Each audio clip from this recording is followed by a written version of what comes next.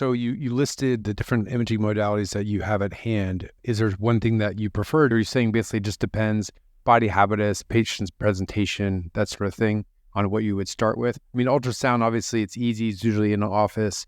It's cheap. Do you start there and then move into the cross-sectional imaging? Yeah, one of the challenges, and particularly in the vascular interventional community, is the lack of appreciation of the value of transabdominal ultrasound. And I think it has to do a bit with skill and patience.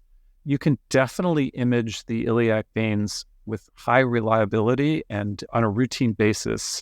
One thing to keep in mind is that the patients who are typically affected by venous origin chronic pelvic pain have low BMI, and that's been shown in studies. And so low BMI patients who are brought in the morning before they've had a chance to eat or drink anything with less bowel gas, you can do a very good study. And there's a nice paper by Nikos Labropoulos in Phlebology that goes through the technique of how to do this ultrasound. Now, this ultrasound may take longer than a standard sort of transabdominal.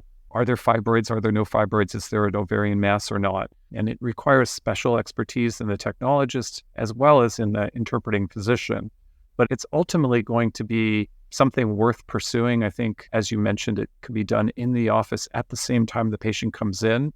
And it could really help figure out what's going on. And it can also be a great teaching tool for the patient to see, look how tight your left common iliac vein is because this artery is on top of it, pressing it against the spine. And look at all these varicosities in your pelvis that nobody ever knew about before. It really helps enlighten and helps everybody have a better understanding of what's going on, and ultimately will be the very cost-effective way to image. But not everybody has that experience. Not everybody experience meaning to do these scans technically and interpretively.